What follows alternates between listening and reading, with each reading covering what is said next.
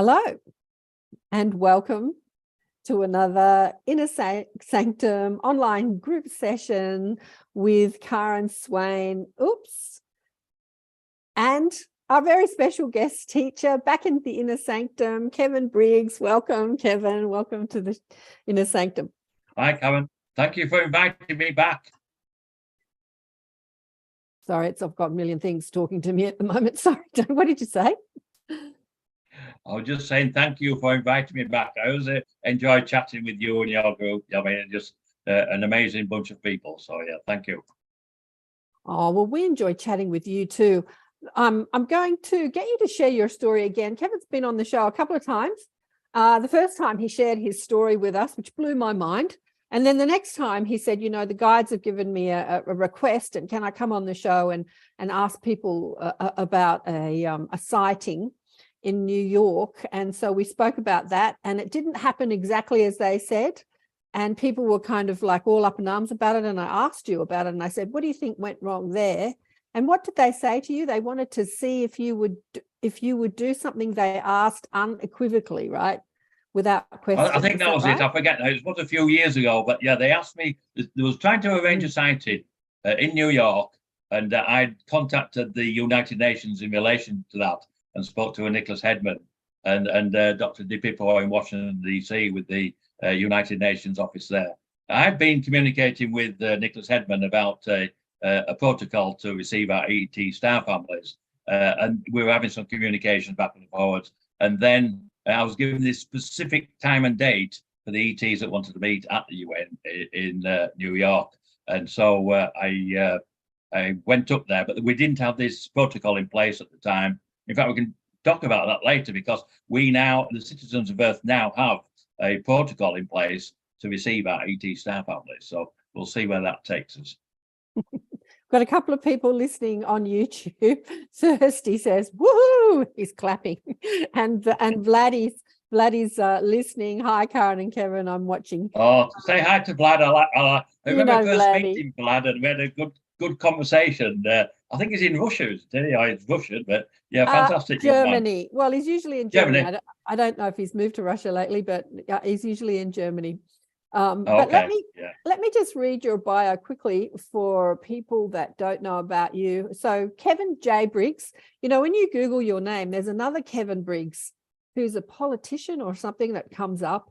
So when you put in Kevin J Briggs, then you come up as an author and specializes in consciousness and the connection to ET UFOs. He's recently published a book, well, it's been a couple of years now, called Spiritual Consciousness, A Personal Journey, with over 56 years of his experiences of ET contact and UFO connections, and has had physical contact with his ET guys since he was 8 or 9? 8. 8, yeah, years old, from the Arcturus planetary system in the Andromeda galaxy. That's where they said they were from, right, Kevin? Wow, you've got a good memory, Kevin. That's a fantastic memory. No, I'm reading it. Oh, yeah, okay. That's your bio. I did actually remember that, though, because I too speak to the Arcturian mob. But so the Arcturian planetary system, I didn't know this, is in the Andromeda galaxy, as well as ETs from other star systems. And you've connected to a council of 8 beings who are overseeing the shift on planet Earth, along with many other forms of consciousness. There's a whole mob overseeing the shift in human consciousness. But you specifically have 8, a council of 8, which we'll go over again. And actually, Anne was saying that she was reading a book. She's reading the book now that you did with Kennedy. What's the book that you did with Kennedy? Anne, do you want to tap into? Oh, you can. Tap into universal energy. Tap into universal energy, that one, with Melissa Kennedy and Edgar Yo. Right. Yeah. Yes, okay, yes, that one. Yes, that's a co-authored book with Melissa and Edgar, yes. Yeah, so I highly recommend it. Oh, thank you. So you've been busy since you contacted me, probably about 5 or 6 years ago now, I don't know, time flies. Feels like yesterday, but it was a few years ago. It does seem like yesterday. You said I'd get very busy, and you were correct. I think you must be psychic. Well, you know, it was kind of obvious. I've been showcasing New World teachers for like over 25 years and listening to people's stories. And yours is one of the most amazing, extraordinary story. I love your, you know, when I say your story, your experiences, your life. And I love you, and I love everything you stand for. And I love that you're so extraordinary and yet so ordinary. Does that make sense? It's like you just love. It does, yes. I do thank you for that. That's a huge compliment, and I do appreciate it. Thank you. Thank you. It's like you just love being human, and you love doing everything that humans do, and you don't particularly want to sort of deviate from that. You know, you love the dogs and going out with friends and having a big steak and a barbecue and just doing stuff that humans do. And the most extraordinary thing you've ever said that I remember, I mean, you've said a lot of extraordinary things, but listening to people talk about their experiences and how they feel about their experiences and how they integrate their experiences into their life. And many people who've had NDEs or out-of-body experiences are always hankering to get out of their body and be in that vibration of love and, you know, get away from the density of planet Earth. And you've done that many times. And one of the things that you said that I found so extraordinary is the part where you're hanging out with your loved ones in the spirit world who have finished their earthly incarnations, and you're sort of marinating in this love bliss energy. And they're like, why don't you stay and hang out with us? And you're like, no, I want to go back to my earth life. I really love being physical. Like so many people are like, I remember that. Yeah. I remember that. Yeah, I remember all the experiences, and I have a terrible memory. I have to write most things down. But all the experiences that I've had, I remember them explicitly and can recall them. And yeah, you're correct, Karen. It's part of me. It's who I am. It's my. We all have our own life stories, and I'm sure they're just as fascinating, the ups and downs and the people that we know. But yeah, it's just it's a privilege to be here, especially at this moment in time where we're going through a huge change through consciousness. So yes, a fascinating time to be here. And you are correct. I do appreciate being alive and being a human. Yes, I do. Yeah. You absolutely do. And you're so, you know, you have such a high vibe. You live here in this polarized environment where density is, you know, quite extreme. And we're going through a lot of density or trauma or upset or what's the word I'm looking for, you know, like chaos. And it doesn't, none of it seems to phase you. You sort of maintain a happy, grateful, appreciative disposition, and just that happiness, that appreciation for being alive. It's something that we all need to remember, Kevin. I think that, you know, apart from your extraordinary experiences, I think that that's the energy that you bring to this world. And it's such a blessing to have you here on Earth, really. Well, thank you. And again, I feel that I'm extremely fortunate to have all those, but I wouldn't have had them probably without being taught from the age of 8 all the way through my life. And I still get lessons today. And so I'm really I'm educated in consciousness to the level of our ET star families. So I'm in a position where I can communicate with them at will, all the different modalities that they use, and use consciousness for communication, for creation, for education, for co-creation, and creation itself. So once you realize the consciousness itself is shared by everyone, by all life in the universe, as it were, and the different galactic species, the plants, the animals, the trees. I know we had a brief discussion at the beginning about crystals being conscious. Well, I was given an experience, a lesson in how and why rocks are conscious. We don't seem to think that rocks are conscious, but from the perspective of our ET star families, and their understanding of consciousness, which is light frequencies at the quantum level. So, and even though a rock is solid, it has atoms, and within the space, within that quantum space between the atoms, are light frequencies, and those frequencies make that rock conscious. but that rock is conscious through consciousness itself. And when we understand that, I understand what the lady said about the crystals, then that really expands our knowledge and makes us appreciate the animals, the plants, the insects, the trees. It's all part of our consciousness. It's a shared life's journey with a physical at this particular moment in time. So that's the importance of it, I think. Well, Kevin, I'd love you to go over your story again about how at the age of 8 you met your guides and then what happened. And I'll throw in a few questions when you're speaking, because I've got more questions from the first time you shared that with us. Okay, well, I'll just do a brief overview of it, and then I'm mindful of the time. So, yeah, when I was 8 years old, I was taking a bath at home, and I was always susceptible to the frequencies around us as a child. And there was a change in the frequency within the bathroom, and I looked to my right, and 2 beings appeared. Frightened me to death at the time. Both very attractive, human in appearance, both with long blonde hair, deep blue eyes, and wearing a type jumpsuit type garment that was deep blue as well. And they were speaking to one another telepathically. And their names are Art D. I think Karen's already mentioned them. They are Arcturians, and they inform me I'm part of their extended family. Only my physical is in the 3rd dimension, where they currently reside in the 5th dimension. And the only difference between the dimensions are the frequencies that life exists at within that dimension. So that was my first encounter, and they were talking about me, not to me. I remember Dee questioning Art. Dee is the female, Art is the male, and she said, "Is this the boy?" And Art said, "Yes, this is the boy." And then she said, "Are you sure?" I said, "Yes, I'm sure." And then she asked him again, she said, "Are you sure? Because look at him, he's small, he's uneducated, and he's frightened by our presence." And she was correct. I was terrified. He said, "Yes, it's the boy. I will guide him. I will teach him." There was some other conversation, and then they left. And as I said, I was terrified. I didn't get out of the bath. The water went cold. I was shivering.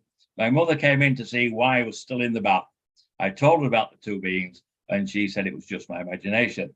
And clearly it wasn't. I'm still in contact with Art D to this day. And at 14, I was introduced to another 6 beings, different types of beings, and I'm in contact with all 8. And I refer to them as the Council of 8. So that's the beginning of the journey. And when I was 9, I had some friends around. It's Sunday. We've been playing in the afternoon. It's time for them to go home. And I showed them out the back door. When I turned around, I felt that frequency within the house, within the home.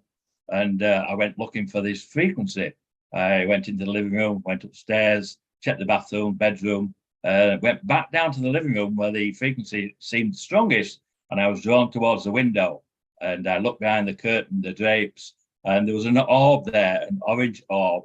It was vibrating. It was yellow, golden in color, and it was about 4 to 6 inches across and vibrating. There was no communication at that time that I was aware of, and I'd hoped that it would disappear later on in the day. I felt that I'd attracted it and brought it into the home, and if my mother saw it, I would get into trouble. So anyway, I went to bed that night, woke up in the morning, and realized it was still there. I didn't have to go down. I could just feel the frequency. Anyway, to cut a long story short, it was there until Friday. I came home from school Friday, opened the back door, and knew instantly that it had gone. I went up to the window, looked behind the curtain, and it had left. At the time, I didn't know what that was. I do now. That was Art. That was the male's conscious energy separated from his physical. And it's one of the modalities they're able to use, separate the conscious energy from the physical body. And at 9 years old, I was able to do that. And I suspect they activated something within my DNA that allowed me to do that. But I wouldn't go very far. I would only travel about 70 miles. I would relax, open my mind, and go and visit my grandparents, usually on a Sunday. And I would enter through the roof as pure conscious energy. And I'd go into their master bedroom upstairs, and they had a dressing room. And I would sit in that dressing room looking down through the floor, which was opaque. My grandmother would usually be in the kitchen cooking on a Sunday, and my grandfather either reading the newspaper or watching TV. And it gave me great comfort to go and visit them like that. And I remember when I did that as a child, I thought, what would they see if they came upstairs? I didn't know the answer to that. They would have seen, I do now, they would have seen a conscious energy orb, which would have been 4 to 6 inches across, yellow, orange in color, slightly vibrating. That was my pure conscious energy. So I believe that I was taught that particular, or given that particular ability, because our ET star families all have these abilities, and they use them. They use them for travel, communication, healing, anything to do with consciousness itself. So that would be 9. And then my next encounter, but bearing in mind, these are normal to me. I think everybody does this. It's just what people do. It's what kids do. And then at 14, I used to have a paper round. And on the paper round, every time I left the home, a UFO would appear above the house. And then as I'm on my way to collect my papers, a second UFO would appear. And then they would follow me around the paper round. And then when I finished, one would usually go straight up into space, and the other one would change direction and go back the way it came. And at that time, I was always aware of a frequency behind the hedge, behind the wall, while I was doing my paper round. And on one occasion, I plucked up courage and asked, I know you're there. Can you show yourself? And 2 small greys stepped out from behind the wall, behind the hedge. And I wasn't frightened. I asked them what they wanted. And they said there was a group of people that wanted to meet with me. So I said, well, I've got my paper round to finish. I've got to go to school. I don't want to be late for school. And they said, well, you can finish your paper round and we'll have you back in time for school. So I agreed to go with them. I went with them, and I was taken to a large mothership. I only assumed that because of the size of it, the size of the hangar, the amount of craft in there. And we were led down to an amphitheater. And in the amphitheater, it was full of all different beings. And at the front was a table, a small stage, and sat around that table were 8 beings. The first 2 beings were Orton D, the ones that had materialized in my bathroom when I was 8. And then Anna, she was a small bird type being. And then Zark, he's a mathematician and engineer. I know quite a lot about him. I've got to know him over the years. He has 3 offsprings. He's a mathematician and engineer, and he has a sense of humor. When I speak to him, I can feel I once cracked a joke with him, and he smiled. And as he smiled, I felt his energy. And he also moves my wife's personal items around our house, much to her disdain. When I asked him why he did that, and he said because he liked teasing her. He thought it was funny, but there's a serious side to it to let her know we are here, we are amongst you. So, and he still does that to this day. He moves things from time to time when my wife puts them down. And so that's who was after that then? Oh, yeah, the large one in the middle was Ra. His energy was tremendous. He's Anunnaki, very old, and he's the leader of this council. I call him the Council of 8 now. And then the next was Tag. He was a tall grey, and he told me that he was responsible for the security, not only of this Council of 8, but for the security of this quadrant of the galaxy. So I'd never thought of anything like that. Being a 14-year-old child, I thought I was just there as a human specimen to be paraded. I know that not true now. And then next would be Chica. I was a little perturbed when I saw Chica because he was over 6 foot mantis being, just like a large grasshopper. And I was a little perturbed when I saw him. And last was Orla. She was a tall white. I think she told me she was an astrobiologist, and very pale in complexion, and her hair was translucent. So that was the group of 8 that I met when I was 14, and I'm in contact with all of them still to this day. Mainly Orton D did the education in relation to consciousness, and the others I've been introduced to them all since then again.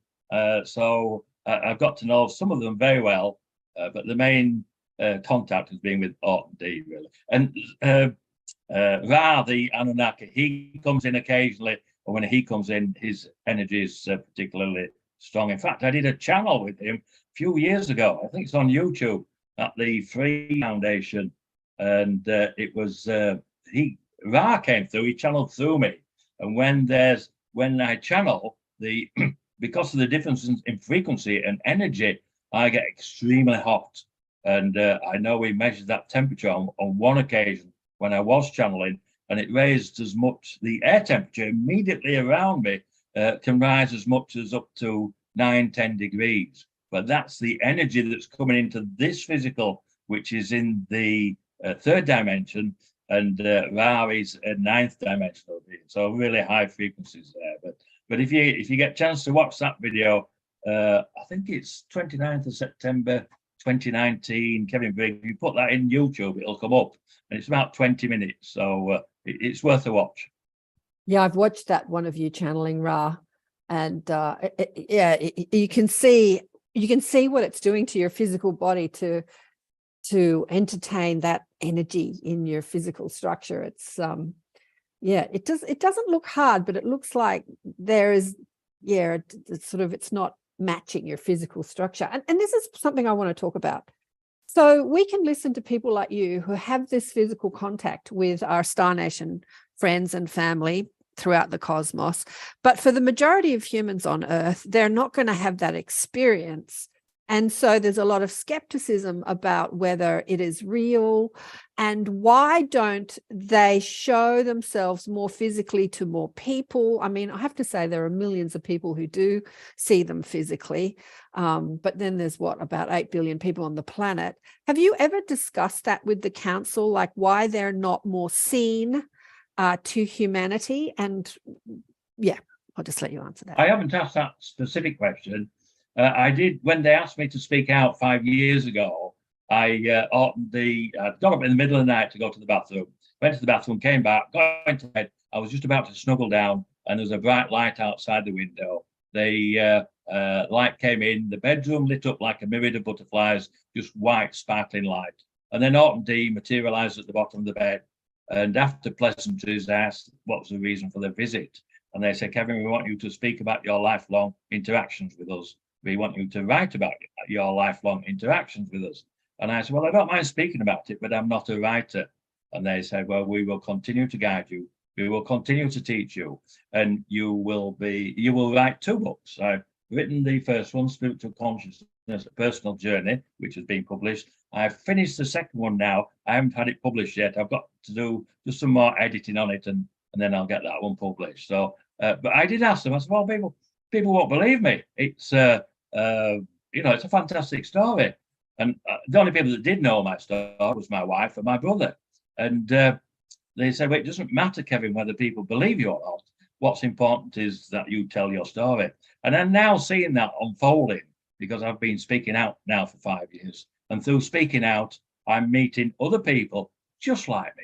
They've got their own stories, their experiences as well. Some from early childhood, like myself. So I've even met one guy who remembers being in the womb, and that's when his journey started. So we've been given these memories, and the various terms for us. I like the term experiencer, because I am, or who I am, because of the experiences that I've been given by the higher conscious beings, the ETs. So I haven't asked them the whole question, but I do know that they are here to help with the evolution of humanity.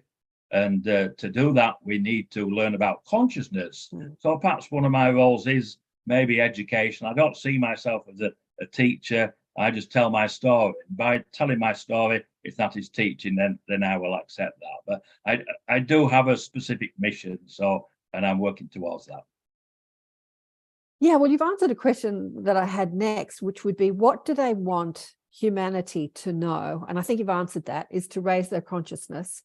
And I think that when we do collectively, because there are people like you who have a very high consciousness, what does that mean? To have a high consciousness, it means that you don't have any negative or many negative thoughts. It's like you feel loving and connected to people. You don't have any resentment or anger or fear, or it's like you feel loving and connected to most people and most things. It's like animals, you feel connected to animals and the earth. Like you said, rocks, we were talking about how rocks have consciousness before we came on the live, and you can speak to trees and you can speak to rocks. It's like feeling that connection to everyone and everything, and not wanting, not needing or wanting anything from anyone, because you have that connection to your own source and your guides. And so do you want to explain to people what that consciousness is that the ET guides want to share with us?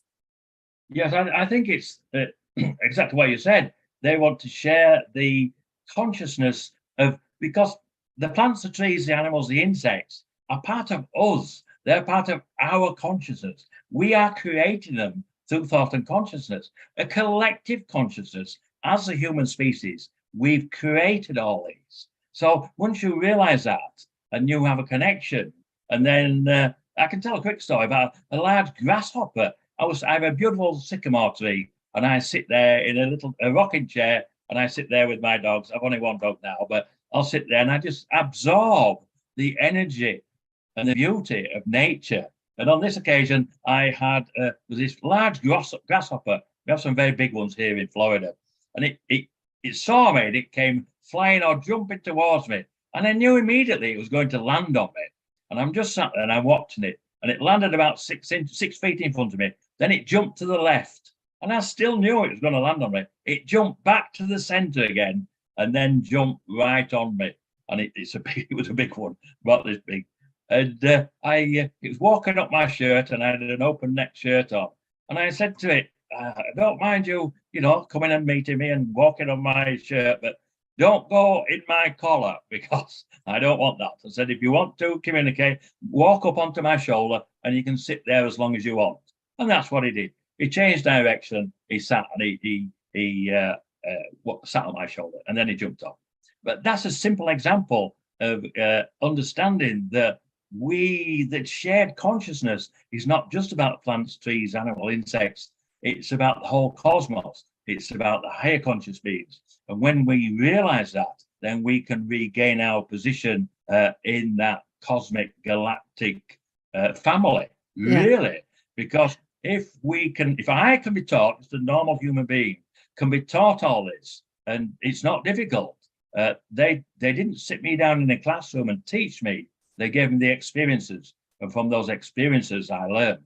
And I suppose that's what we do with our own children. We give them experiences, and then they learn through it, and then they're guided.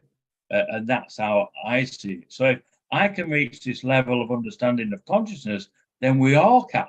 And as they did say to me, that we are evolving, they're here to assist with the evolution. Although they won't do it for us ourselves, we have to do it. And that's really where we're headed. And I think we have to do it, because if we don't, the other option is annihilation. And I've been told by my ET star families that we have reached this level of technologies in the past and destroyed our societies, and they don't want that to happen again. Yeah. Kevin, what do you think we can do individually to be a part of this evolution in consciousness? That's a very good question. I would say, I think the key is education, listening to people who do have the knowledge, and there are many. The only problem is we have to go and search for it. It's not going to come to you unless you're interested in the subject. And because of the internet now, it allows us to go and search. A friend of mine recommended a book the other week called Under an Ionized Sky. Now, it wasn't a book I would have particularly bought, by Elena Freeland, but it explains some of the technologies that we have at the moment. But by reading the book, I'm educating myself. I've got a choice whether to read it or not. And there are many books out at the moment where you can buy them, read them. In fact, Kathleen Marden recently published a book. I've got it here in front of me, Forbidden Knowledge. And this is like, it's an example of information. Part of the book, there's some channeled information that I channeled with Kathy and some others, and she published it in her book. And but that information, if you buy the book, you read it, you understand what the my guides are telling us through channels that we did once a month at my home for 2 years. So you'd have to go and find the information, but the information is out there. So we have to become, I know another friend of mine, Rebecca, she said, we have to become citizen scientists as well. We have to teach ourselves about the sciences. I've been talking about consciousness and given downloads in relation to the quantum unified field theory, the theory of everything. And I've met another experiencer now, Karen, who's part of the Exo Conscious community with Rebecca Hardcastle-Wright, and she's been given exactly the same downloads. So they are sharing the information with others now, and as we get together, we get that support from one another. So for me speaking out, which is the important part, which I didn't understand at the beginning, then that opens up, and then the ET star families, the higher conscious beings, share the information with others. And then Karen, only saw me speaking about it on a podcast somewhere, and she said, I've been given the exact same download. So she got in touch with me. And then we found out we had a mutual friend, and now we've become friends and we share information. And that's what it's about. It's that sharing of information, having an understanding that we are one. We are individual ones within the physical, but we are sharing that consciousness, and that consciousness is connected throughout the universe, right up to source energy. Yeah, I absolutely agree. The understanding that we are one is one thing. Because you could read as many books as you can get your hands on and watch as many podcast shows or listen to as many podcast shows and get the information, but it's actually applying that information to our physical lives that's going to make all the difference. Because there are so many people out there that can sprout all this information about consciousness, and yet they don't apply it to their life. So unless we live in a way of understanding that we are one, and when I have hatred or fear or resentment towards another, then I'm actually only projecting that energy towards myself, because we are one, right? I think that that's really important. When we're upset with somebody, we're really only upset with ourselves, because we are one. We only see ourselves in others. It's like what we look at in another, and we have a emotional thing with, where actually it's all about us. This idea of oneness, I don't think humans understand it like the ETs do. I think that's a very valid point, Karen. Yes, it's what you put out there reflects back to who you are, and exactly. I think that's another key.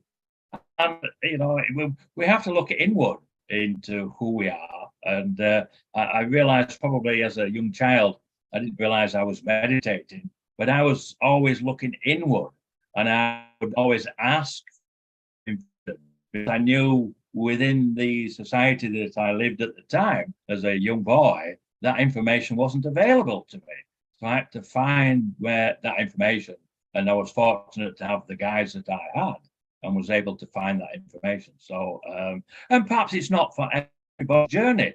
We're all at different stages, and if we don't reach that level that we need to, then we come back again and have another go at it. And and I've got memories of previous lifetimes, and that's part of being human. That's part of being consciousness, is having those experiences. Unfortunately, sometimes we don't remember the past lives. I don't remember them all fully. I just remember little parts of them.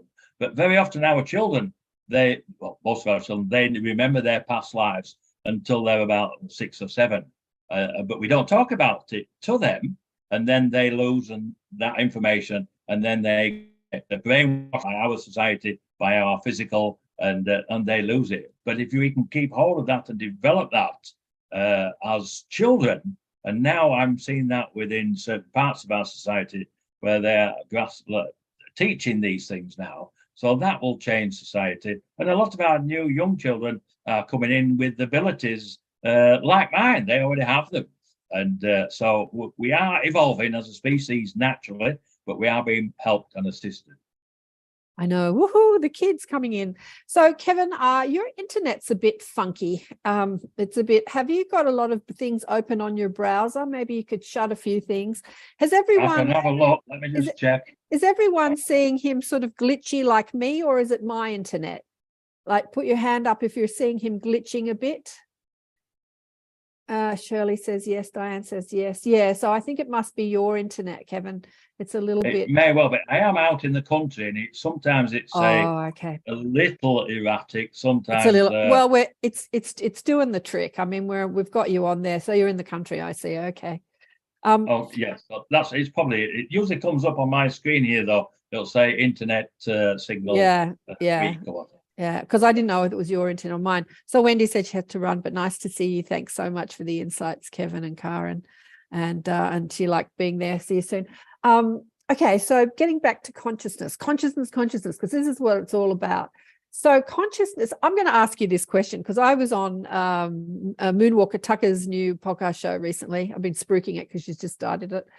Get some listeners in there. I'll get you on her new podcast show. And she's so great at interviewing people. She's just started and she's as good as me, who's been doing it for, 25 years. What do you think consciousness is? It was a question she asked me. I'd love to hear what you have to say. What is consciousness? Okay, well, from my perspective, from what I've been taught, consciousness is light frequencies. And when you consider that without the light, without the frequencies, we wouldn't exist anyway. So to me, and I've been told that, the conscious energy exists in all matter at the subatomic quantum level as light frequencies. So the simple answer to it is light frequencies. Light frequencies. Yeah, that wasn't my answer. It was interesting because when she asked me that question, I went straight to my guides and I said, what is it? And they were talking about it. What is it as a human? What does it mean to a human? And they said consciousness to a human is the awareness of who we are, like the awareness that we are subatomic, we are particle energy, light frequencies, as you say, as well as flesh, as what we perceive as flesh, physical human beings. We are spirit as well as the awareness comes from the physical. Mm-hmm. Okay, we'll go into that a bit more. The awareness comes from our physical. How does that work? Okay, because we are the creators of our own reality through thought and consciousness. So we're creating that reality, we're creating that physical reality, and it's a collected physical reality. And some people's realities are horrendous. They have horrendous lives, and but they're probably not aware that they are creating that, or a collective part of consciousness is creating it. So that's where the education comes in relation to understanding consciousness, awareness, and how powerful our thoughts are in relation to where we go, what we do, how we treat other people, just the basic things really. But without that understanding, then we have the wars, the famine, all the diseases that we have. But that's going to change again through a learning and understanding of frequencies. Sound frequencies and light frequencies will be the new medicines of the future. I have an understanding of that because I've been shown a few things about that. So that's where we're heading. So it sounds, we're heading towards the golden years for humanity, but we have to change. We have to tear down the old systems. And if you look around, they're crumbling all around us. Mm-hmm. And then we have to rebuild a society, a new society that we desire for our children, for our future generations. And that new society will be co-created with both us as humans and our ET star families. So, and that new society will include them. And that's where we're heading once we have the global reveal of our ET star families. And I think part of that education is to realize that we are not alone. And then that collective consciousness learns itself. Yeah. Have you got any stories, Kevin, of you using your consciousness to heal your physical body? Or maybe even your ET guides came along, maybe when you're a kid and you fell over and scraped your knee or broke an arm or something happened. Did you go to an allopathic doctor or did you, the guide? I'm 69 now. I'm still healthy. I'm a little overweight, but I eat too much and I probably drink too much beer. But I do ask for healing very often. I am able to heal myself of most things. again, through thought and consciousness, because I have an understanding of how that works. But if I'm unable to heal, a couple of years ago, I had a couple of melanomas on my left elbow and another one on my right wrist. And they were just these large moles that we all get from time to time. I'd had them for many years and didn't cause me any problems. And then they started bleeding, cracking and growing. So I thought I'd better go and have them removed. And then that one evening, I said to my guys, look, I've got these melanomas on two on my left elbow and one on my wrist, on my right wrist. Can you remove them for me? If not, I will have to make an appointment with my regular doctor and have them removed. I went to bed. I woke up in the morning. The two on my left elbow completely disappeared. No marks, no scars, nothing. The one on my right wrist had a red line around the periphery where the growth had been, and that disappeared by 12 o'clock, by lunchtime. So that's one example. And there's a whole chapter on our ET star families healing in the book Beyond UFOs by Ray Hernandez. So if you're interested in healing and the different examples, that's a great book to read, even just for that one chapter. Absolutely. And then on occasion, recently, I had I lost a dog recently. He was 11 years old and he just collapsed one day and then we had to have him put down. And but then my other dog, she'd had cancer. She'd had a tumor removed and she went for a 6-month checkup and she's got another growth there. So the vet took some x-rays and then suggested we get an ultrasound, which we made an appointment about 3 or 4 weeks later. And so I asked my ET guys, I know they've healed animals in the past. I said, look, I've just lost one dog. I don't want to lose Cassie. Can you heal her? Can you remove the tumor? We're going back to the vets in 1 month's time. Can you at least keep the tumor small or shrink it, or but don't let it grow any further? And unbeknownst to me, my wife had asked as well. And then we took her to the vets for the ultrasound.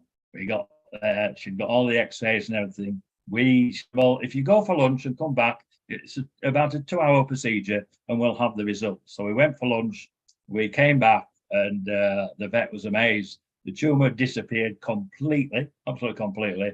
She said she hadn't seen that before and doesn't know how or why it's not there. And then it was there after that my wife told me that she'd asked the ETs as well. But then we realized after my other dog died, they used to both sleep in the corridor outside the master bedroom. We took Cassie, the female, into our bedroom and put her bed down there on the floor. So she slept next to us. And on one occasion, we got up within that period of time between the vet visits, and she wasn't there. She wasn't in the room, in the bedroom. And Sandy went into the living room. She was sat on her other bed in the living room. So somehow either somebody picked her up, taken her away and put her back into the living room, or she'd opened the door of the bedroom and closed it behind herself. But I suspect my ET star family took her away, healed her, and put her back. And it's changed that she's a happy dog. She's got a spring in her step again, and hopefully she'll be healthy and happy for at least another year now. So they do heal. We can ask for healing ourselves. In fact, just recently, I was invited to listen to a Zoom with Dr. Sandra Rose Michael, and she has new technology called the EE system. And this technology has come from her guys. They gave her a download of this technology. And this technology uses scalar light frequencies. Yeah. And again, what happens if the reasons why we have disease is because the frequency of themselves are out of line. And this new technology realigns the frequencies of the cells and removes the disease that the frequency is causing. So that's new technology from our ET star families. And I believe there are 200 centers now opening up. And for some coincidence, a friend of mine who has his own contact with his ETs is opening up a new center here in Orlando. So I'm looking forward to going down there and seeing that. But if you check out Dr. Sandra Rose Michael and her system, It's a fascinating system, and it's fascinating that it's come from our ET star families. So they are here to help us heal as well. And it's not just healing us as a species, it's healing the planet as well, because the planet's frequencies are out of alignment at the moment, and when they're trying to get them back into alignment. So really, it's not just health for the species, the plants, the animals, it's a whole gambit of life itself. If we understand that they are frequencies, and when they come out of balance, we get diseases. If we put them back in balance, then the disease disappears. Yeah, absolutely. And Pat says here, EES systems are great. I've had the opportunity to try them, and they're great. And they've where's Pat? Where are you? They've helped you, Pat? Yes. Yeah, I've unmuted you. I have the power. Let me get back to my screen here. Sorry about that. The video is off. Yep. Yes. Up here in Bellingham, they have quite a few systems around here. It's great. And they just relax you. And I had a lucid dream, my very first visit. It was just amazing. Really? Oh yeah, it was wonderful. It was just really special. And people have had lots of healings from them as well. Yeah. I think that this new physical, the healing technology has been hitting the planet for a while. People are skeptical about it because we're so entrenched or hypnotized or conditioned into the allopathic way, which involves, taking some sort of substance instead of feeling like energy itself, like shifting frequencies can shift our physical ailments. We're just collectively, when I say collectively, like en masse, we're not there yet, but there's a lot of people obviously in this community that are. Thanks, Pat. Shirley, do you want to come on camera? Yep, pop you on. There you go. There, I think I'm back. Thank you. This is really fascinating. Unfortunately, the grandson, he's gone off to have a snack and missed all of this last little bit. He would have loved it. We had a cat named Frienders who showed up in the strangest way. And he got really, really ill and he would just lie on the counter and watch the water drip.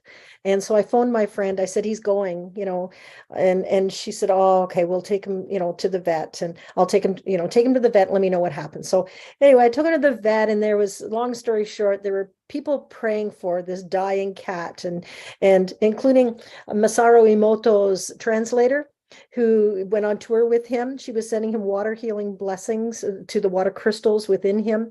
I had a friend doing a Reiki session for him. And then I was on the phone, with him, with my friend praying. She prayed, really fervently for him.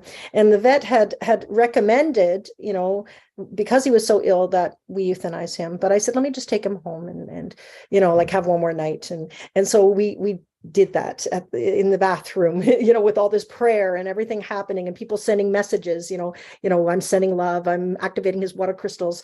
And then I was on the phone with my friend, and the prayer ended, and I said, okay, he's gone. He's gone now. And so we both went, oh my goodness. Well, he was a lovely cat. And all of a sudden he lifted his head up like, hallelujah, and he jumped off the counter. He went and had a poop. He hadn't had a poop for like 2 days. And it was just unbelievable. I didn't know if I got the feeling, I know this might sound strange, but I'm in this group, that a previous cat named Dr. Tesla, who died, got hit by a car. I think it was him who jumped in to give this guy more time to be on the earth and to have another cat experience, because I don't think Dr. Tesla was ready to go. And this cat now had attitude. But he lived for about another year, really loving life. And then when he died, he led us to the cat Huey, who I have now, who's I call him my Reiki cat. Yeah, it was really quite cool. So cats, and I do this with animals too recently. And just on the love portal recently, I started to see colors in the auras, especially with my grumpy cat. And I'm talking to a squirrel. I've made friends with a squirrel, much to the dismay of my husband, because he's digging up all of his planters. You know, they say if you go like this, a squirrel will come. It will. And then so I thought, okay, well, he just wants to hang out. So I said, let's just do the animals, let animals lead. It's a form of Reiki, Kevin, that it sounds like you're doing. I can't remember the practitioner, but her course is called Let Animals Lead. And the squirrel just laid down and put his arm on the thing, and I saw light frequencies all around him, and he just chilled for about 10, 15 minutes and then took off. So the animal stories are fascinating right now. The frequencies coming in.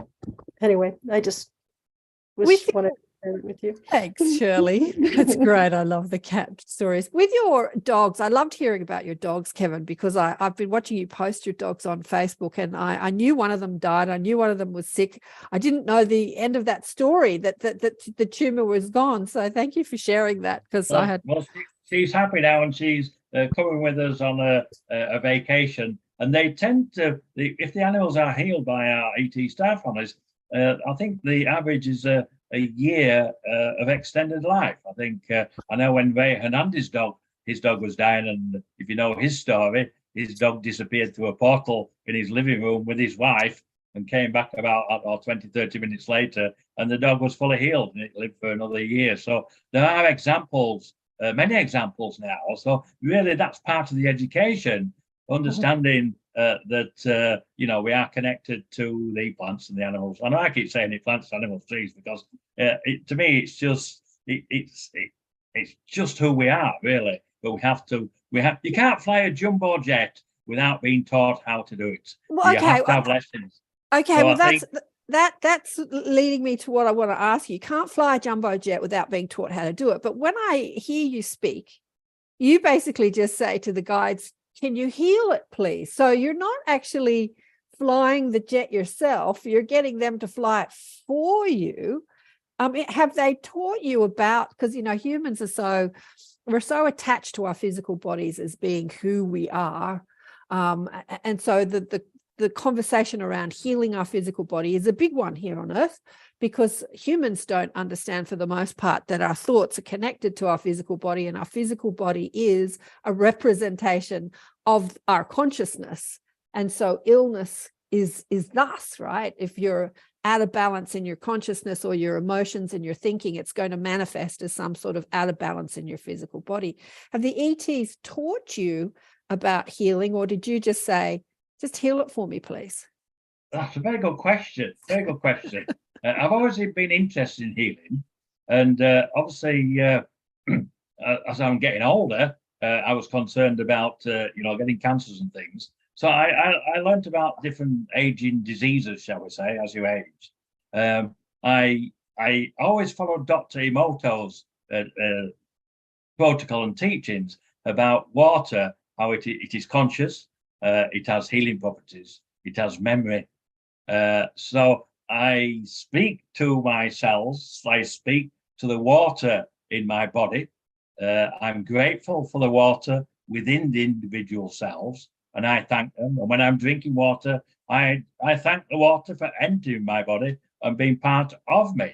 So I have the thought and consciousness each morning when I wake up, that when I drink my first glass of water, I'm grateful for that. A, for waking up, and then B, for having water.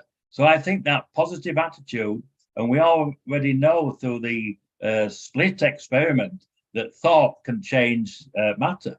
So we are really putting our own cells into the correct frequency using the water, which is a natural healer. It has those vibrational frequencies, but we have to educate ourselves within that to be able to heal. And then there are these new technologies that are coming out, which again, people don't believe them because they're skeptical. It is new technology. And I'm sure when we had some of our original medical technologies introduced, people were skeptical. But these are so far advanced that we have to change our whole concept of who we are and have that. Again, it always goes back to that understanding of consciousness. Without that understanding of consciousness, how would you speak to water? How would you speak to cells within your body? By using thought and consciousness itself. So and then I have the added advantage of asking my ET guides to heal me, which they have done on a couple of occasions. and then I can always fall back on the old medical system that we have as well. It's really a fine balance to find out what suits your own needs. But at the moment, I'll say 69. I'm perfectly healthy. I can't run a marathon anymore, but I'm healthy. I don't take any drugs. As I say, I eat too much, but hey, my wife's a good cook, and I like eating. So 69. I thought you said 59. 69. Yeah, I love the way that you call the medical system our old medical system. I feel exactly the same. You know, they come out and they say, highly advanced new science, you know, trust the science, where these highly advanced scientists putting out all this information, and you call it the old system. I agree. It is archaic. It is archaic. Until allopathic medicine introduces consciousness and frequency into the medicine, they're just rolling around in the dark, really. Just they can stop symptoms, but they're not doing any healing. Yeah. So the old system, I love it. Well, there can't be enough said for gratitude and appreciation. I mean, the thing about you, like I said at the beginning of this, is that you have such an amazing heightened view when it comes to appreciation. You're so appreciative for being here, for being human. You love being human, and you're so grateful. You know, there just cannot be enough said for gratitude, right? Gratitude and appreciation. It's really gratitude and appreciation equals love. It's really what we all talk about all the time. Love, love, love, love, love thy neighbor, love, love, love. That is the secret to heightened consciousness. It's the secret to healing. It's the secret to creating the reality that you want. What's actually no secret. It's the tool to be grateful for all of it. Like, even when you're going through your stressful times, I suppose the time that your dog died and the time that your dog was sick was a stressful time for you because you love them so much. You still maintain. Without a doubt. Yeah, without a doubt. And you know, I grieve like everybody else grieves. And then a friend of mine, April, she'd written a book, which she hadn't had published then, for children, for understanding grief when you lose a pet. And she sent me that book. She's now published it.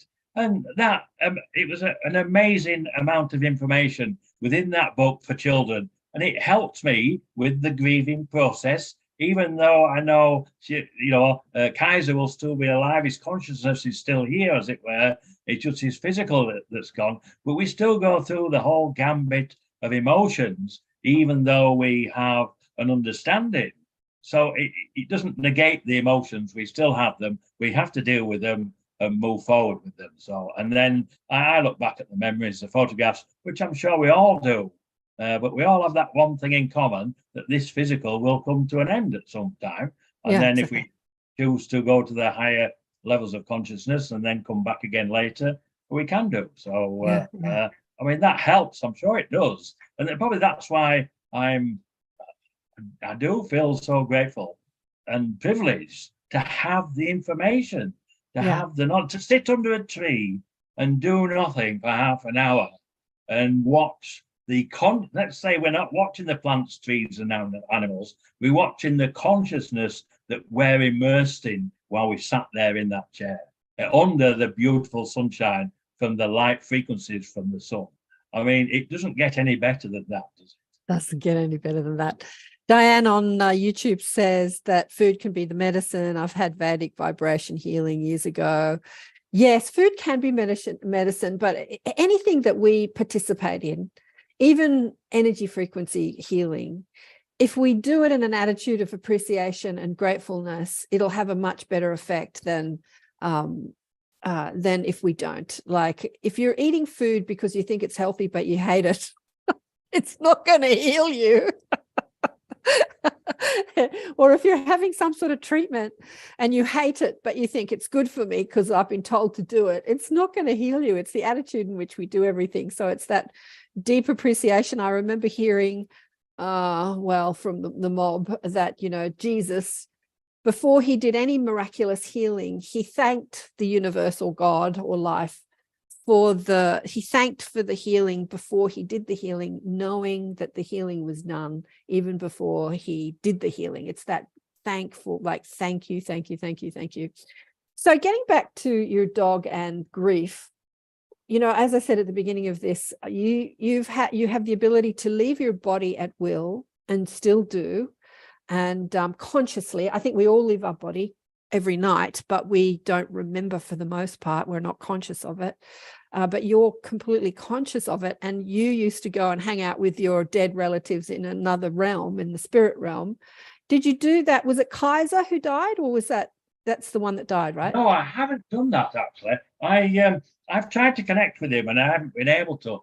But before we started today, I've got some books on my cabinet here, and I was just tidying the books, and I say I've been trying to connect with him and I haven't been able to. But then we have to see the signs that are there and recognize them. And as I say, just as before I sat down, I got my things ready that I need, and I got a couple of books, and I just tidied my books up here, and I came across this. Let me show you. He's leaving the spaceship. Somebody said on YouTube that they love your spaceship. Yeah. Oh, the photograph of you and him. Oh. Yeah. Okay. So is he reaching out to me through the photograph, through consciousness? That's been there. I don't know, from when it was taken. I must have just put it up there with a view to hanging it up on a wall somewhere. But that turned up today, and we're talking about him today. So is that the form of the communication? I mean, yes, it is. And they tell me that you will be chatting to him later after we finish this. You'll go and visit him. But yeah, because I remember you made the decision, as I said at the beginning, that when you did leave your body and hang out in that specific place where you were hanging out with dead relatives and friends that you knew on Earth, that you would not return there until you physically left your physical body for good. That you said, I'm enjoying my physical. I won't return until it's my time to, die. And then I'll come back and be with you all. So maybe that decision that you made has stopped you hanging out with Kaiser. What do you think? Oh, I've never thought about that. That's a possibility. Yeah, it is probably. But I believe that finding that photograph today is communication from Kaiser. Definitely. I have no evidence of that, but it just seems, and how we're talking about him now, and I say that photo's been up there since it was taken. The idea was to put it on the wall somewhere in my office, but I never got around to it, and I'd forgotten it was there until today. So yeah, I mean, I'm still in contact with my ATs when I want. I can contact with deceased relatives when I want, but I haven't had any contact with Kaiser. But we'll wait and see. You will never know. It could be tonight, tomorrow, or I mean, the animals themselves give us communication in relation to contact and consciousness. And somebody mentioned squirrels. I've got squirrels that come down. I feed them, and I've got the birds that come down, and we have a relationship with the animals that again share. I share their consciousness, and they're part of my consciousness. So I think animals are a key to learning. Even children, when children have their pets, when they're kids, the hamsters, the mice, the guinea pigs, or whatever, that's teaching them to respect the animals and understand them. And they develop their own communication with them, I'm sure. Yeah, absolutely. So I'm multitasking. I'm looking at all the comments here. What does Dan say here? Thanks so much, Kevin, for the gift of doodling. Do you want to come? Where are you, Dan? Do you want to come on and have a chat with Kevin? Where are you? You want to come on? I'm unmuting you. You've got your... No, I'm just off to golf. Oh, you're off to golf. Thank you so much, Kevin. Love your insights. Love the spaceship, and just the awareness is the key. Yeah. The awareness is the key. Thank you, Dan. I appreciate that. And my spaceship is just a backdrop. I do a lot of Zooms, and I've got 2 or 3 different backdrops. I've got a spaceship. I've got a library if I want to appear intellectual, and I've got a window if I want to be outside. So, and I swap them about from time to time. But I do like this one. I like the spaceship too. I think the spaceship's cool.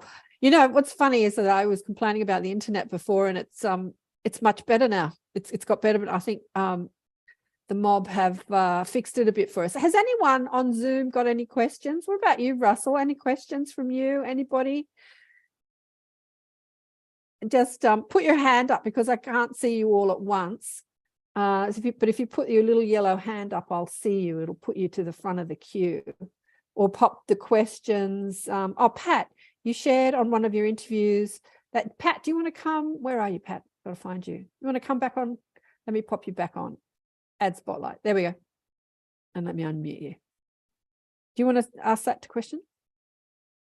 Sure. Hang on a sec. Let me see my question again. Oh, yes. You talked about one of the beings that you met on one of your trips, that he was interested in humans because we express emotion. So it just brought to mind the question came up about the other beings that you've met. Do they all not have emotions or not expressed through emotion? I was curious. I was left thinking, wondering. Great question. That's a very good question. Yeah. In relation, because emotions are energy. Again, they're the frequencies. So the first time I met with, or when I had the connection with Zark, he's the small grey from the Pleiades system, and I cracked a joke, and he laughed and he smiled. And when I'm communicating with them, if it's, say, telepathically, I also get the visual image of them as well. So I could see him when he smiled, and I felt the energy of the emotion of the smile or the laughter. In relation to the other beings, I haven't had any direct contact in relation to their emotions, apart from I had some contact with a reptilian. I think it was a Draco reptilian, and his emotion was anger, was ambivalence to the human race. But that's the negative side. And how I met him, I was traveling out of body, which I can do at will when I want. And I was coming back to Earth. I was between the Earth and the Moon. And I materialized on a small spacecraft, a small saucer craft, really. It was piloted by two greys. It was transporting minerals from the Earth to the Moon. And I materialized in the cockpit, not dissimilar to this, really. There were two greys, imagine two greys sat in those seats there, and I materialized behind them. They both look round at me and say to one another telepathically, "What's he doing here?" And I realized that I shouldn't be there. So I apologized and I left. I went back into my body and I woke up. When I woke up, there was a tall grey there, an official grey. It reminded me of something like a police or military. And I was warned not to interfere. So I got that warning. And then he left. And then immediately after that, this reptilian appeared. He didn't speak to me, but I knew what he was thinking. And he was, say, ambivalent to the human race. He didn't like us. He was there because he wanted to know how a mere human could travel outside of his body, materialize on a craft that was going to the moon with two greys. And he wanted to know how a mere human could do that, and also understand the telepathic communication between the two pilots of the craft. So there was emotion there, but that was more of an anger, I think. So that's really the only emotional side I've felt really in relation to my contact. Now, perhaps I'll have to explore that and see, but I suspect they do have similar emotions to us. I would suspect so, but I don't know for certain. Yeah, I don't know if they have the range of emotion that we have, but it's interesting that you say that who was it that was upset? The reptilians. They had disdain towards humanity. What did you say?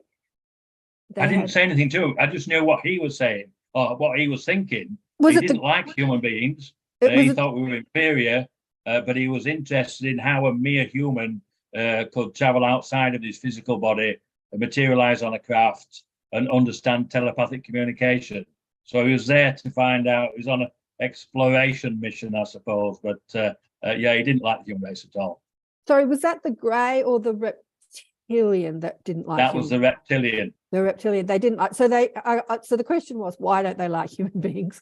Stupid question, really, because they think we're inferior. Yeah. Interesting. I'm going to get to you, Russell. Vladdy says here, I think this is a great question from Vladdy. Kevin, has your team said anything about intergalactic schools for humans? Well, no, that's a good question.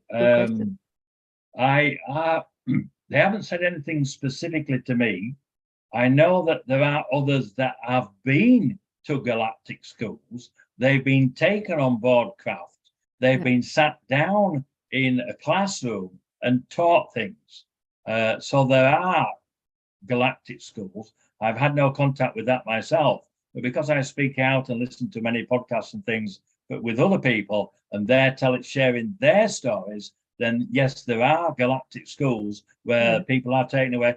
But very often children are taken to be educated, but very often I think they don't speak about it because our culture still doesn't allow you to talk about these things, and they're certainly not encouraged where they should be encouraged. So there probably are galactic schools, but I've got a specific path. I'm on this specific path. I've got a specific mission. So there are other people learning lots of other things. I've become part of Dr. Rebecca Hardcastle-Wright's exo-conscious community. And people within that community all have tremendous abilities using consciousness itself. That's why the exo-consciousness comes into it, which was termed by Rebecca. And she's now expanding and sharing her knowledge with others within this exo-conscious community. So we're teaching ourselves. The Galactics are helping, and so yeah, I still, I'm very positive for the future. I am told we are moving towards the golden years for humanity, and I'm seeing that now. We've talked about the healing technology that's coming through. We just have to adapt to it. And I think, was it Pat that had been to already tried the EE system, the scalar light frequencies, and it helped, it assisted with her. And when I listened to Dr. Sandra Rose Michael, the examples she gave of people that have been healed were absolutely tremendous, tremendous. So we just have to learn, adapt, accept, and there'll always be the naysayers, the skepticals, that won't believe any of it. Well, that's up to them. This is their journey within this physical, within their consciousness. And if they don't want to expand on it, then that's fine. That's up to them. It's their choice. Yeah. Russell, do you want to come on camera on the live, or do you want to stay behind the? Let me unmute you, don't. Hello? You want to come? You want to come? You want me to add you to the spotlight? Yeah, that's fine. Yeah. There you go. I always ask people just in case they don't want. Oh, okay. Yeah, no worries. Yeah, it's just kind of following on from what you were saying just then about when you left your body and you met the reptilian. There was a guy that I was watching who is really good at astral projection. And he could go anywhere. It just got to this point where he could go anywhere that he liked, apart from the moon. He just couldn't get there. And he said there was some sort of a force field stopping him. But one night he ended up in some kind of a non-physical prison with with guards that was something to do with the military. Do you know about that? If there's something stopping people from getting there on a sort of non-physical basis? I'm not aware specifically myself. I have heard others talk about it. I have heard, I think we have far more technology than we know. It's all been hidden, but human technology that's been hidden from us. I'm aware that I'm sure some of our military are working with extraterrestrials, non-human entities. But again, it's kept secret. But I don't have any personal examples of it myself. But I have had others. I'm able to get to the moon. I'm aware there's a base on the backside of the moon, and there's a whole colony there. So I'm not sure why your friend wasn't able to. Perhaps if you're astral projecting, you can, if you travel, say, as astral projection, then that's a form of consciousness. If you travel as pure conscious energy, then that takes you out of the bounds of all those restrictions. And that's what I am able to do. And like with remote viewing, you're using consciousness as a duality to move to one area to view it, but you aren't physically going there, or your consciousness isn't going there per se. It's using it as a tool, as a conduit to see in another location. Astral travel is traveling in the spirit realms, which is a higher level of frequency again. And then the third level would be traveling as just pure conscious energy itself. I know that many years ago now, I was actually traveling on the astral plane, and as I was traveling there, a craft came alongside me, and the craft itself was conscious. It had a conscious skin. I was aware of that. I was invited on board the craft. I went through the skin, and as I traveled through it, I knew and understood it was consciousness. Inside were Ort and D, my two guides, and they were as pure conscious energy. These orbs, around 46 inches, slightly vibrating, and we had some conversation. And then I said, look, let me see if I understand this correctly. We are three different beings traveling outside of the physical body on the astral plane as pure conscious energy. I see you as two pure conscious energy orbs. How do you see me? And they said, Kevin, we see you exactly the same as a pure conscious energy orb.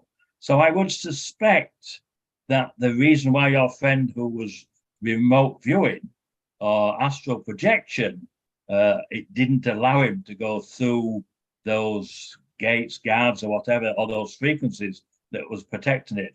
But because I can travel as just pure conscious energy, as all our ET starfarmers can do, then I don't get those restrictions.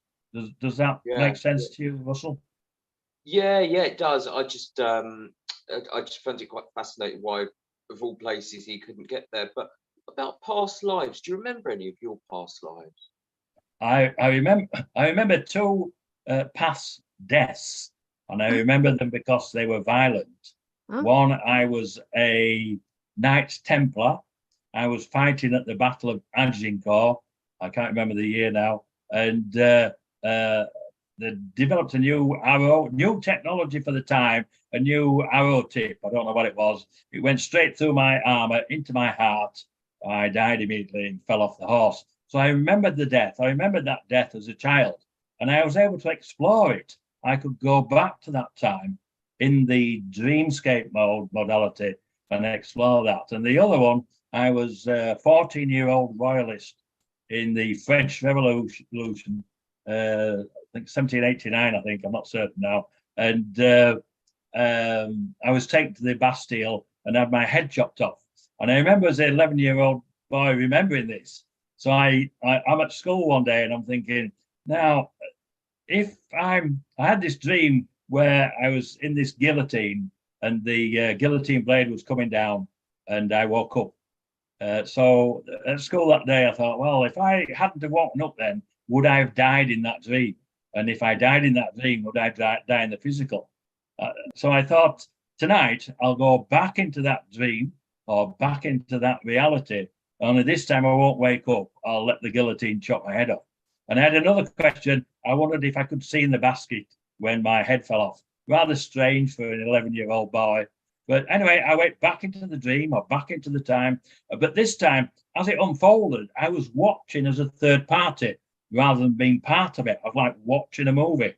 And everything was the same. I knew what was going to happen next. We got to the guillotine bit and the blade came down, chopped my head off. I was able to see in the basket for about 4 seconds and then it went blank. But I didn't die. I didn't wake up. I woke up the following morning.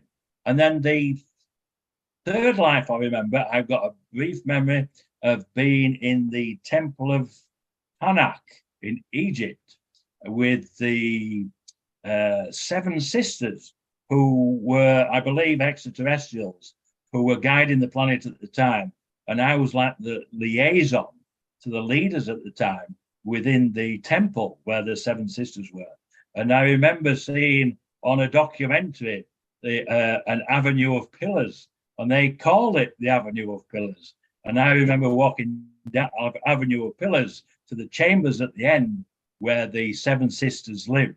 And I was the only person that was allowed to go in there. So those are the 3 lives or deaths that very short, really short periods of memory, but I do have them. And they are sound memories, and I did explore them as a child. So thank you. Cheers, Kevin. Wow, that was fascinating. Thanks, Russell. That great question. I've just got so much insight into what you just said. Just say you've taught me so much today, Kevin. And I've got your mob here. I've got the 8. I've got them all here. And they all hold a different frequency. So what I'm just going to reiterate what you said. So the question that Russell asked is that somebody couldn't view the moon because he was getting blocked. And I've heard this about people that are remote viewers or astral projectors, that sometimes when they go to places they shouldn't be, the beings, the highly conscious beings, either ET or otherwise, are there and they can perceive them and they shoo them away. And what you're saying is that if you go there as a pure energy consciousness, you're actually holding a different frequency. So what they're showing me is the variety and frequency beyond the physical frequency, because frequency and variety happens on all dimensions. And, you know, we understand the variety and frequency through our emotional guidance system. We know what frequency we're holding because we feel that energy as emotion or feelings, right? So when we feel low or down, then we understand the frequency we're holding.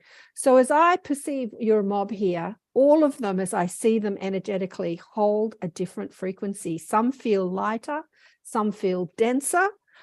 And that's what you're saying too, with projection of consciousness is a different frequency to astral traveling, which is a different frequency to pure energy consciousness. It's all a different frequency. And so the beings that are perceiving or blocking you have access to a certain frequency, but not all of it. Like, so they can't perceive the pure energy consciousness, which kind of gives you access all areas, doesn't it? It's like backstage pass. You can go anywhere if you travel. Yeah. That's true. I can go anywhere I want to go. Yeah. There's no space, time, or dimension. I just use thought and consciousness and conscious energy and go on travel. On one occasion, I went looking for, I remember speaking to Art one day when we met on the astral plane in a conscious craft. And Art said to me, why don't you travel further, Kevin? I said, it's hard for you. I said, you've got a conscious craft and you've got D with you and you can go and travel anywhere you want. He said, well, why don't you make your own conscious craft? I said, well, how would I do that? He said, through thought and consciousness. So I left. I thought about that when I practiced, and I created a conscious craft like they had, and I set off. And I'm going through the universe, and I thought I saw these stars flying past me at great speed, and then I realized they weren't stars; they were galaxies flying past, thousands of them at great speed. And I thought, wow, I don't know where I'm going. I could get lost. So I ceased the thought experiment and came back to my body. Then the following day, I thought, well, I'll redo that. I'll create the craft, I'll make it with a larger window, I'll make it slightly bigger, make a nice big comfortable chair. I don't know why I need a comfortable chair. And I'll have a thought interface navigation system.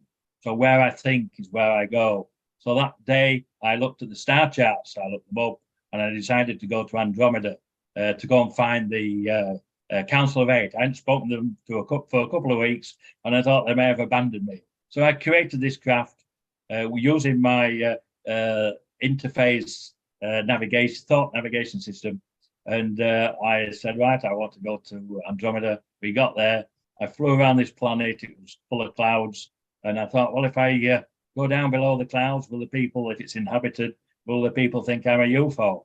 And then I couldn't find them, so I went looking elsewhere for them, and I came back to my body, and I woke up. And as I woke up, all 8 of the council appeared looking down at me from the ceiling. And I was annoyed, I was angry because they hadn't spoken to me. I've been looking for them. I said, I've been looking for you, I've been all over. And they said, yes, we know you have. That's why we are here. But so we have these abilities that they have. If we can get out of the physical realm that keeps us here, and they're able to do that. And that's where we need to go as a species, really.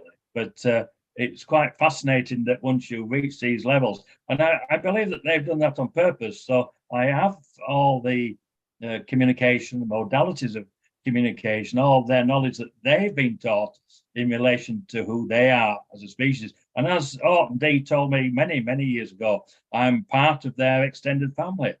So just without the education, and they've given me the education. So I say, if I can do it, we can all do it.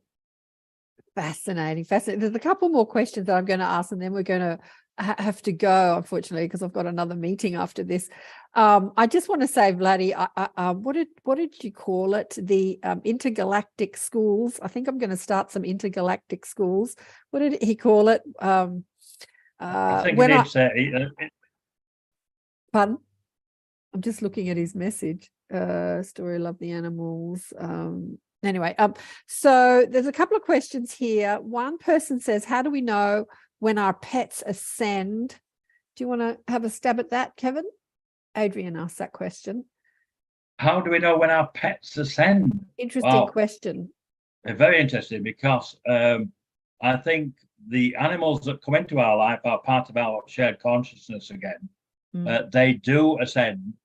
I was once told that somebody asked me, do animals become humans in the next incarnation?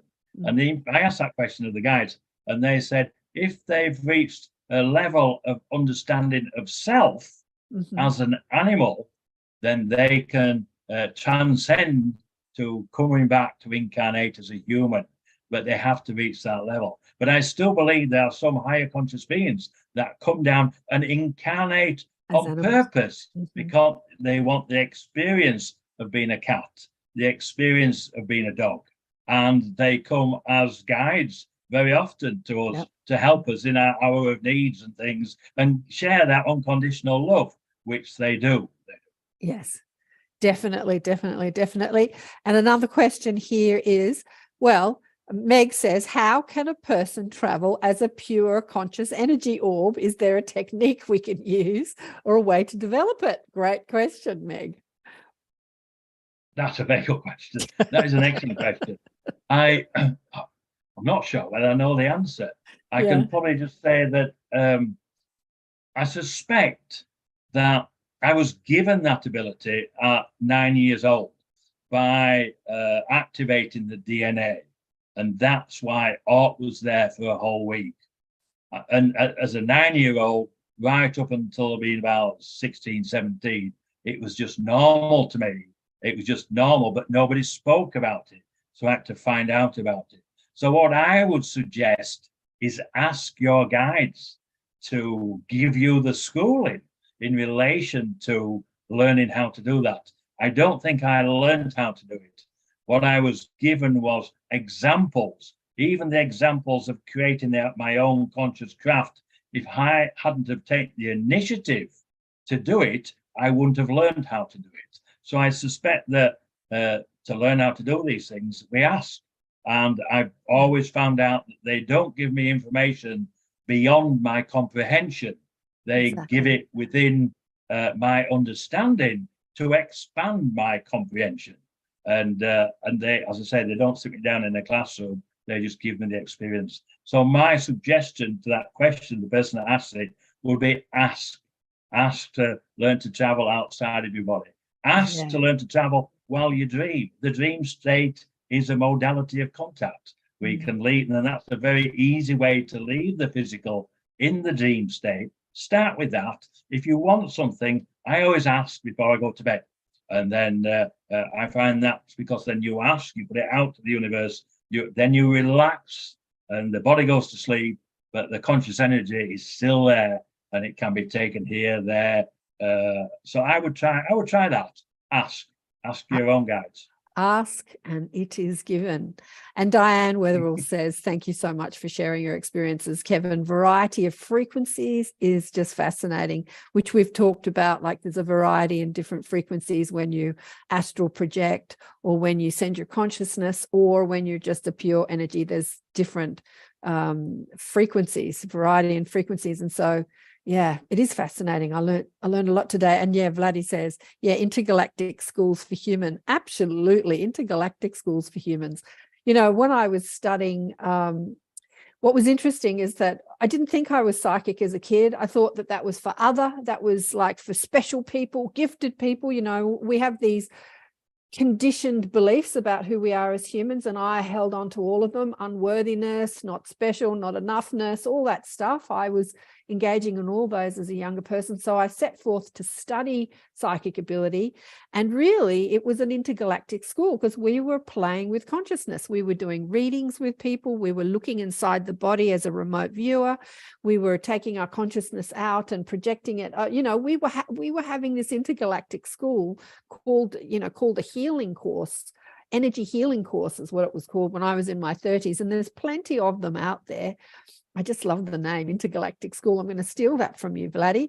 And I have this dream of seeing it in all our mainstream schools, that children are taught about their consciousness and they're taught how to use it. They're taught how to project consciousness, how to speak to their guides, how to leave their body at will, or at least use their consciousness to remote view other things, and to expand consciousness.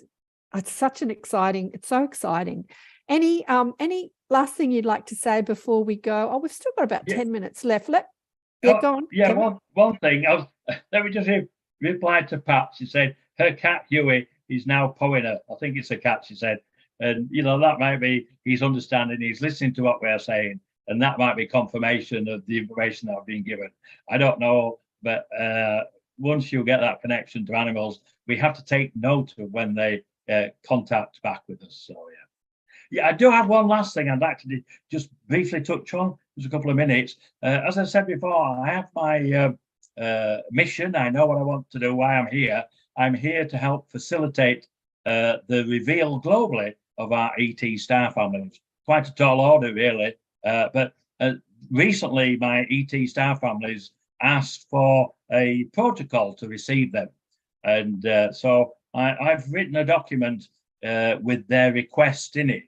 And it's only 2 paragraphs, but I'll just read out the second paragraph because the words in the document are important. They have conscious energy themselves. And when we hear them, that can activate our DNA, activate our knowledge, our light frequencies. So I'll just read it out. It's only a few short sentences.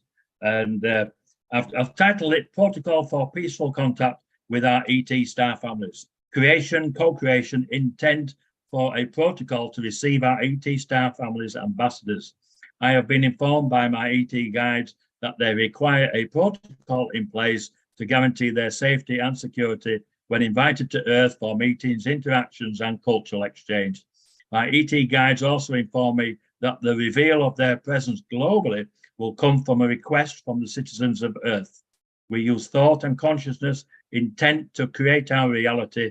I propose, because we as exo-conscious humans have an understanding of this, we should lead the way with the intention, creation, co-creation with our ET star families ambassadors.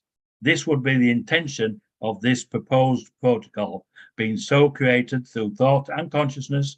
Included in these thoughts would be the protection and security of the craft and their occupants approaching Earth while flying in our atmosphere, at landings and meetings at predetermined dates, times, and location.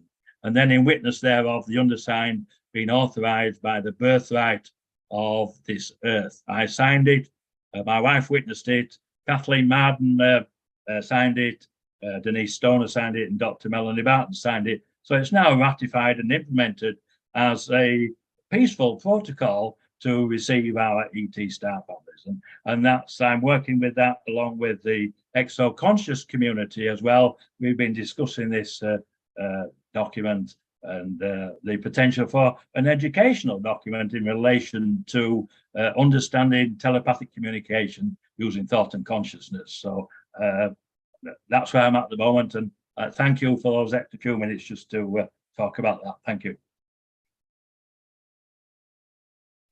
Well, that's bloody fabulous, Kevin. That is just fantastic. Yeah. The thing that stood out today for me, because I have the Arcturians are a part of my mob, as I call them, and they said to me that the most important thing human needs to understand or remember at this time on Earth is their power of creation through thought and consciousness. And that's something that's really stood out.